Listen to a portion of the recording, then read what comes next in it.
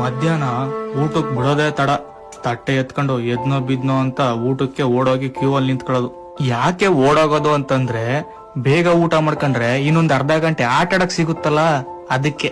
ನಮ್ಗೊಳಗಾಗ ಆಟ ಆಡಬೇಕು ಅಂತಂದ್ರೆ ಅದೇ ಬೇಕು ಇದೇ ಬೇಕು ಅಂತಿರ್ಲಿಲ್ಲ.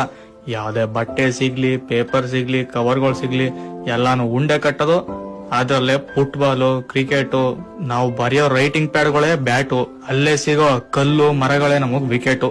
ಅವಾಗವಾಗ ಬತ್ತಿ ಸಣ್ಣ ಪುಟ್ಟ ಜಗಳಗಳು. ಯಪ್ಪ ಎಷ್ಟು ಮಜಾ ಇತ್ತಲ್ವಾ ಆ ಜಗಳದಲ್ಲೂ.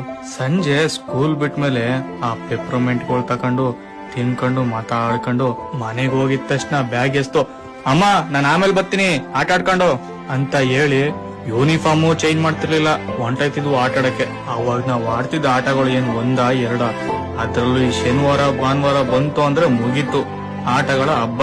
ಒಂದೊಂದ್ ಆಟಗಳ್ದು ಒಂದೊಂದ್ ಸೀಸನ್.